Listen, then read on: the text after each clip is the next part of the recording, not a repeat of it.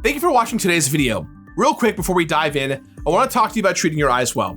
If you're like me, you spend a lot of time in front of some type of screen, be it a TV, a laptop, a phone, and we're staring at them now more than ever in the present day.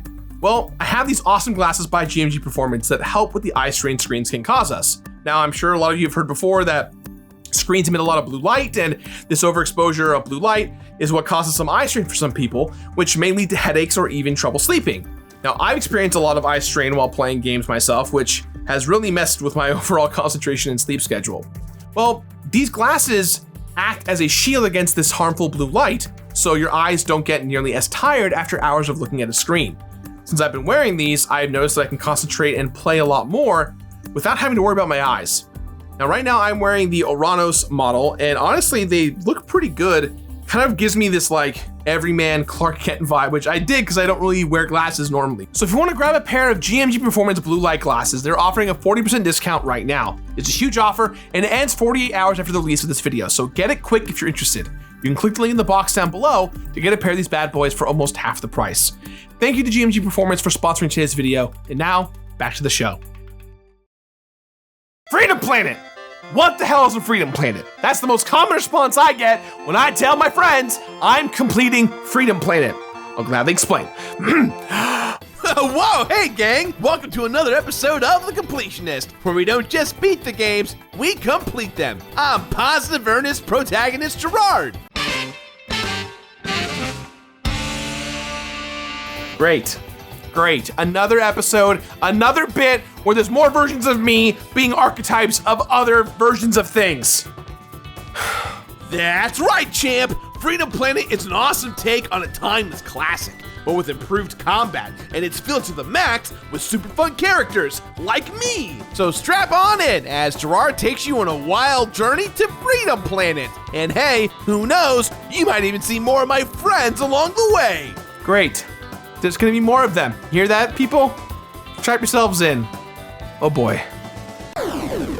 Here comes a new challenger! Yeah! Danger!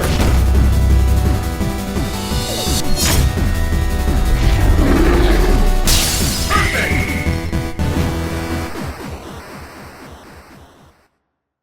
7 or 8 years ago, I witnessed Freedom Planet grow from a low hum to a loud buzz. I kept hearing stories, I had some opportunities where I met some of the developers like conventions, and since then I made it a point to never forget the indie game with a totally forgettable name. What drew me to this game was the story of its creation. Freedom Planet began as a simple fan game. A fan game of what, you might ask? I mean, have you been looking at the footage at all here? Pretty obvious. It's Sonic the Hedgehog. Sonic the Hedgehog. Of course this was a fan game for a classic Sonic title. Just look at it. It's impossible to look at this game for more than a few seconds and not think of the little blue blur in some capacity. Sabrina Diduro simply set out to make a Sonic game complete with rings and Dr. Eggman and everything. But somewhere along the way, he had a change of heart. You're putting in all this hard work on something that will never fully be your own. Why not make your own game entirely? Create new characters, add your own story, tweak the mechanics. And at this point, it's no longer a Sonic game. This wasn't supposed to happen. What started as a Sonic fan honing his game-making skills became the start of a brand new successful entity. Successful enough that a demo is already available for an upcoming sequel. Freedom Planet is no doubt on its own upwards trajectory. This is the fan game that didn't have to worry about cease and desists or getting lost in obscurity by evolving and finding an identity of its own. So, what's it all about? Well, Freedom Planet revolves around the evil Lord Brevin's quest to steal the powerful Kingdom Stone and the team of heroes determined to stop him. With one of the planet's 3 kingdoms under Brevin's control, it's up to the badass best friends, Lilac and Carol, the naive yet combat-capable Melia, and the skilled alien mechanic Torque to unite the other 2 kingdoms. In doing so, they stand a chance to defeat Brevin and his army and secure the Kingdom Stone, thus saving the planet from assured destruction. As for the gameplay, well, it's kinda hard not to compare it to Sonic. It's a 2D side-scroller with multiple paths and an emphasis on building momentum to zoom across levels and run through loop-de-loops and corkscrews. The main difference lies in the 3 characters you can choose from. Not only does having multiple attack options separate them from the Hedgehog and his friends, but each character plays totally different from the others. Besides that, red leaves have replaced gold rings for health, and a recharging energy bar allows Lilac and Carol to perform more powerful attacks. With a fine line between mimicry and homage, I've heard numerous arguments on whether or not Freedom Planet was successful in walking that line, whether it was an improvement on the source material of Sonic the Hedgehog, or just another poorly made clone. But do we really have to compare them at all? Can't we just appreciate them both individually? Great. Let me guess. You're the animal sidekick character of myself that's basically Tails and wants everyone to be friends and get along. That's right! Paprikachu!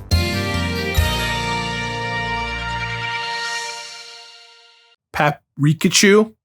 That's your catchphrase? Yep. Paprikachu.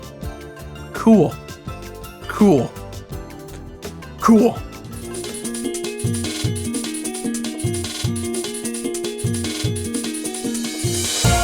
Alright, so here's the thing. I grew up with old school Sonic games and I love them, but I also have tremendous respect for what Freedom Planet has accomplished. There are so many opinions out there on which game people like more that I'd rather just talk about Freedom Planet on its own. Yay! Except for this one comparison. Aww.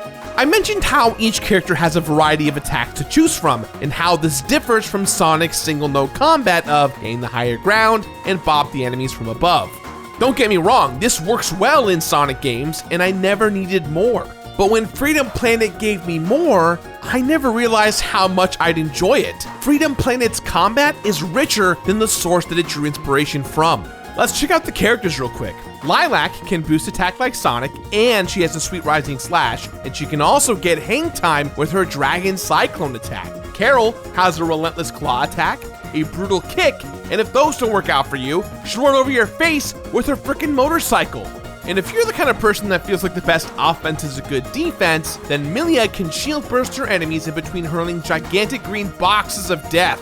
And let's be real, no disrespect to Sonic here, but his attacks, or rather, 1 or 2 attacks, is kind of a one-note experience. And that was fine, considering the technological limitations of the time and the fact that the game had other facets that made it overall a groundbreaking experience. But now it's been about, 30 years since the Hedgehog debuted? Why just repeat when we can improve? Well, then we all kind of know the answer to that one. But either way, after completing at least one playthrough with every character in Freedom Planet, I can appreciate the game's rich variety in terms of combat. I enjoyed how unique each character was, and between playing as Lilac, Carol, and Milia, I wasn't just gaining 1 or 2 more attacks than Sonic.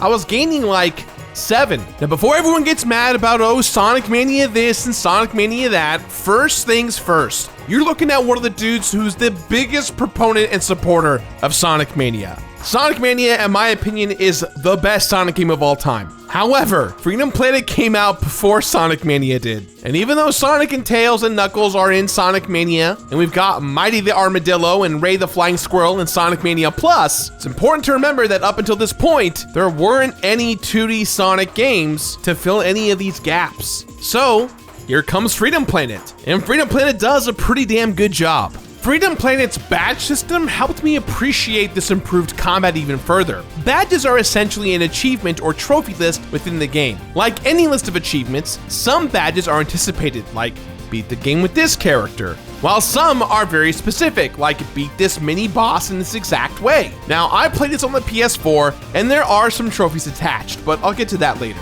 There are multiple badges for defeating an endgame boss with a specific character's specific attack, thus forcing me to diversify my attacks. I couldn't get too comfortable with spamming the same attack, and I grew to value the rich variety that Freedom Planet's combat offered. But the game's combat goes even one step further. So you know how in Sonic and essentially every other 2D platformer, and hell, even most 3D platformers, you take damage just by running into an enemy?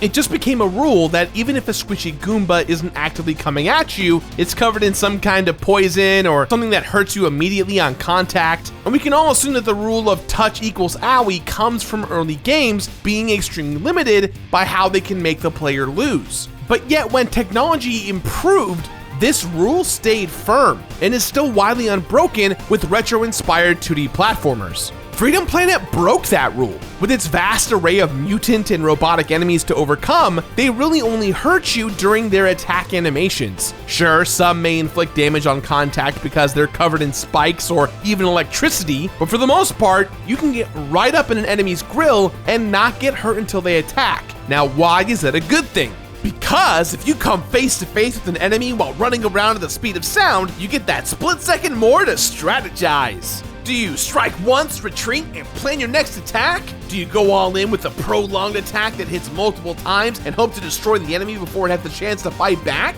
Or do you pass right on through like Power Raid through a screen door? The choice is yours! Exactly. In Sonic, you're encouraged to power raid through the screen door? You're encouraged to speed through the terrain, but you're often punished for it by plowing into an enemy and taking damage. However, with Freedom Planet, though you're generally not moving as fast as Sonic, not automatically taking damage when an enemy is in your path encourages you to keep your momentum going. You have that split second to decide if the baddie is worth destroying or if it's best to move on. And whatever you do decide, it's great not having to break your flow as long as you keep the high-octane gameplay going. Not only is this fun, but it also makes getting the numerous speedrunning badges feel more attainable and less stressful. There is a badge tied to each stage that's earned by beating it under a certain amount of time. It's not a big time sink, seeing how the average speedrun time required is about 7 to 8 minutes per stage, and besides the few character-specific stages, they can all be done with any character. Now, I generally tend to go with Lilac. All are fun, but most of the level designs feel like they're made just for her. Oh, and since completing your first run-through of the game unlocks the stage select option, these speedruns are even more attainable. Now, there is a badge for speedrunning the entire game within 90 minutes, and that one gave me a lot of trouble because of the boss fights like Kujacker, Absolution, and Syntax. Those boss fights really slowed me down, but that's beside the point. The point is, not automatically taking damage when running into enemies provides more opportunities to keep the momentum going and makes these speedrun badges far less painful than they need to be. You might say that not only is Freedom Planet's combat an improvement from Sonic, the option to avoid combat is as well. And please don't get mad at me for this opinion. I want to make it very clear that I love old school Sonic. I never asked for these changes on a classic, but I have to give credit where credit is due and say that taking the Sonic source material and adding in a few kicks and punches and spin attacks and yes, even a motorcycle was a pretty kick-ass move.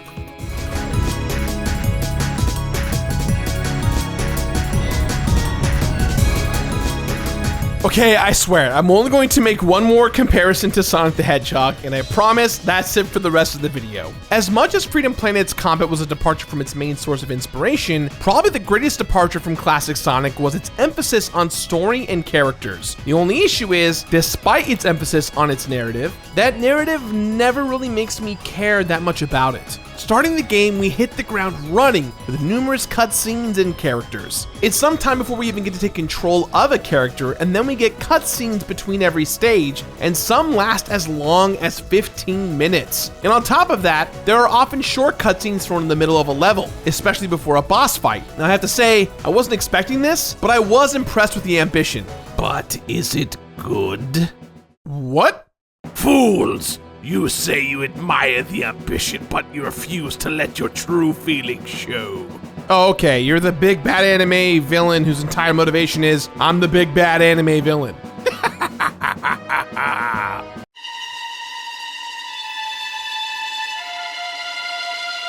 The acronym for your name is BDSM. Oh, I know what it is. I know what it is. Okay, let's get dirty. And I guess I should mention that there are spoilers coming, but I mean, you played this game for about 20 minutes and you kind of know where the story is going. It just takes a while to get there. Out the gate, I had high hopes when I saw Lord Brevin straight up off a king.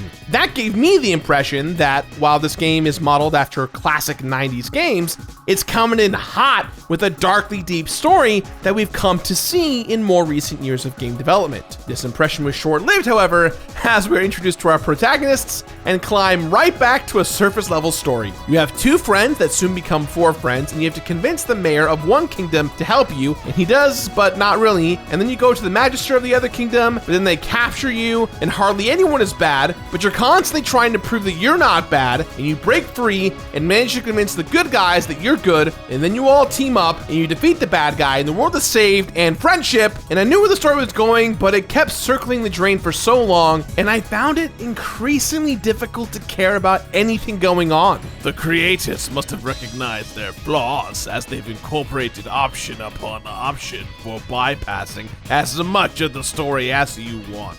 You can simply press X to speed up any dialogue, which admittedly is pretty standard, and you're kind of a dick if you don't incorporate this feature into a game, even if the dialogue is really good.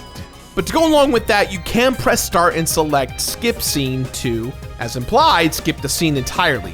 Now, if the story isn't your whole bag and you want to get rid of it altogether, you can simply just choose to play the game in classic mode instead of story mode. Now, maybe all of those features were planned from the get-go to provide a more retro experience, but they definitely kind of come across as outs that some self-aware developer provided for us. Furthermore, you know how I said there are sometimes cutscenes before a boss fight? If you happen to die during those boss fights, the game sets you back right before the boss and then automatically skips the cutscene for you, causing you to get to the action quicker. Now, that initial encounter is the only time you get to see that cutscene, and the game assumes you don't want to see it ever again. And the game assumes correctly. I was very thankful every time I died and didn't even have to press a button to skip forward. I never had any desire to watch those scenes again. Now, because of the tired plot that continued to circle the drain, I did my first playthrough with the 3 different characters on story mode, and then it was classic mode for the rest of the show. Whether it was going back to collect any of the collectible star cards that I missed or doing any sort of badge cleanup, there was no reason to return to the story that I felt compelled to skip even the first time I played, and technically speaking, didn't know what was coming. And while it is possible to have a tired plot and awesome characters, the characters of Freedom Planet do little to compensate. Each one is basically an anime archetype, and hardly any growth occurs with any of them.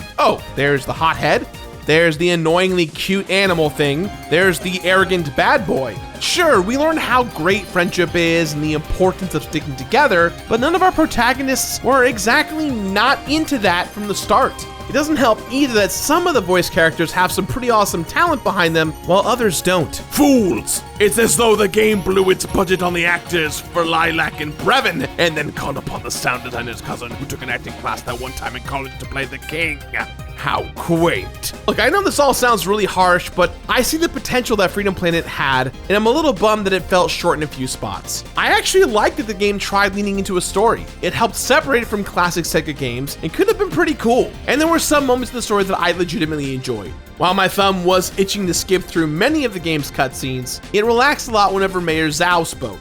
His character was actually funny in how self-absorbed he was, and when he would award himself power-ups like +5 to sarcasm, it got me every time. On the whole, however, the characters are pretty paper thin in my eyes, and sadly, this applies to our 3 protagonists as well. Each one has a distinct personality that could serve as a nice base for a well-developed character, but we never fully got there. And that's especially sad because how often do we get a retro platformer featuring all female protagonists? I love that choice as it's a breath of fresh air. The game does all 3 of them justice by having them handle in fun, unique ways, and by giving them each a cool visual style that was more than just an excuse to draw weird little boobies. I just wish that since the game chose to lean heavily on plot and character, that it spent more time fleshing these characters out. Freedom Planet, you made some pretty ambitious choices, and I respect the living hell out of you.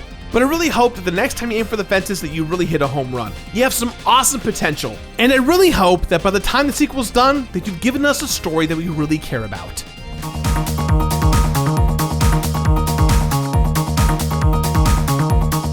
So we've earned all those badges by doing speed runs, completing the game without dying, collecting a whole bunch of gems in a single playthrough, and all those random specific things the game asks you to do. Well, what do we get? Well, the most copious rewards come from collecting the 10 star cards on each stage. Not only does collecting all the cards in a stage earn you a badge, but each card unlocks something special in the game's bonus menu. Sometimes it's a piece of concept art. Sometimes it's a little sound test for a particular character, but mostly it's that sweet, sweet music you come to appreciate throughout the game.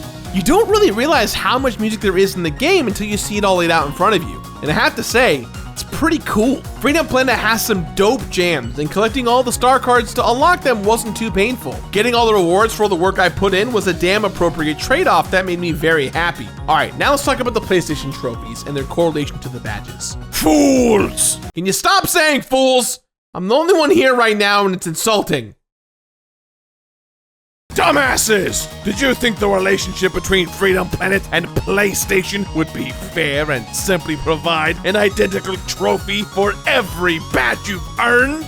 Yeah, that actually would have been great. It would make the player feel more accomplished while simultaneously adding more to their trophy score for PlayStation. Jabronis! So instead of doing a one-to-one badge to trophy thing, badges are just grouped together and getting a certain number of them yields a trophy.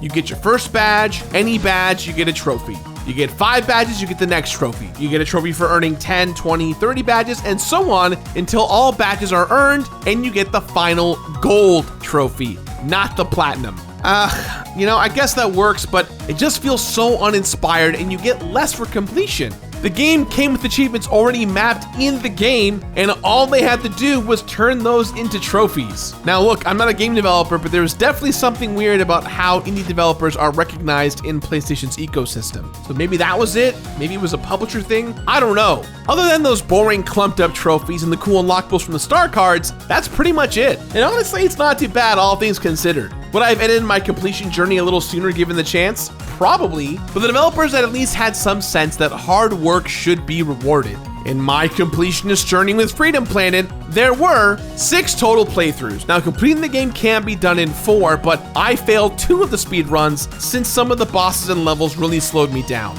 As much as I want to complain about how long that process was, it wasn't that bad. 100 star cards collected, unlocking game art, sound bites, and sweet jams. 56 badges earned, which should have been made into trophies. Speaking of which, 7 trophies earned, which should have been linked to the badges. 21 hours of total playtime, which ended up making this a relatively short experience, all things considered. And 1 blue hedgehog who's currently questioning his job security. Damn it! I said I wouldn't make another Sonic reference. Ugh, I was so close. Freedom Planet is a game that Freedom Planet was an absolute blast to play. It took me back to the good old days of classic Sonic the Hedgehog, while adding some awesome combat. Fools! The story was lame! Oh, don't say that, Paprikachu! Wait, no, it was a great time. Fools! Can't we all just gay? Take that back, Paprikachu! All right, everyone, shut the f up! Jesus Christ! You're more annoying than anything else in the game! The game was fun. It overstayed its welcome for just a little too long. I'm looking forward to the sequel. To give this game my completionist rating of finish it. And for the rest of you in my office to shut the f up and get out! Jesus Christ, it's just a video game.